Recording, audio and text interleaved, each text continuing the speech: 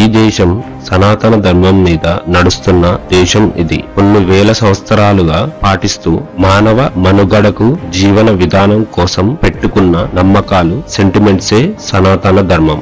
ఆది అంతం లేనిదే సనాతన ధర్మం. It's a way of life.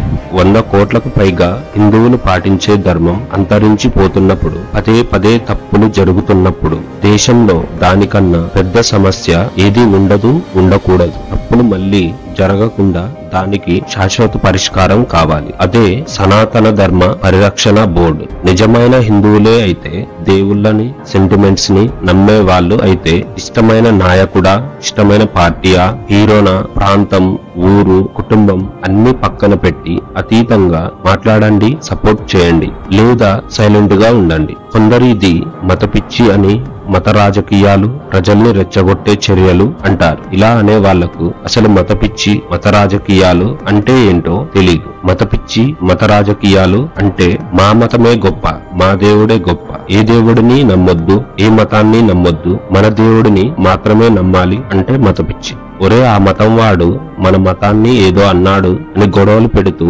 అందర్నీ మన మతంలోకి కన్వర్ట్ చేస్తూ ఉంటే దాన్ని మత రాజకీయాలు అంటారు. ఇక్కడ ఎవరూ కూడా పరమతాన్ని నమ్మొద్దు అనట్లేదు, కించపరుస్తలేదు. మన మతాన్ని పాటించు, పరమతాన్ని గౌరవించు అంటున్నారు. నీ మతంలో తప్పు జరిగితే గట్టిగా మాట్లాడు అంటున్నారు. నీ మతానికి నువ్వు గౌరవించకపోతే ఇతర మతాలకి చులకన అయినట్టే. అసలు క్యాస్ట్ అనేది లేని సనాతన ధర్మంలో క్యాస్ట్ ని ఏమైనా అనగానే పుట్టుకు చేస్తారు. ధర్మంలో వర్ణ సిస్టమ్ అనేది ఉంటది. చేసే పనిని బట్టి కులం అనే పేరు నిర్ణయించబడ్డది. దళిత అని పెట్టుకొని పిలువబడే వాళ్ళు నిజంగా ఇప్పుడు వేద మంత్రాలు నేర్చుకొని గుడిలో పూజారిగా పెట్టే వీలు ఉంది. కాదు అనేవాడు ఒక్కడు కూడా ఉండడు. అలాంటిది మనం నమ్మే దేవుడిని 100 కోట్ల ప్రజల సెంటిమెంట్స్ కి తప్పు జరిగితే ఎవడు ముందుకు రాడు, పైగా విమర్శలు చేస్తారు. ఇలానే ఉంటే ఫ్యూచర్ లో గంగా, యమున, కావేరి నదులకి బదులుగా ఫర్జానా,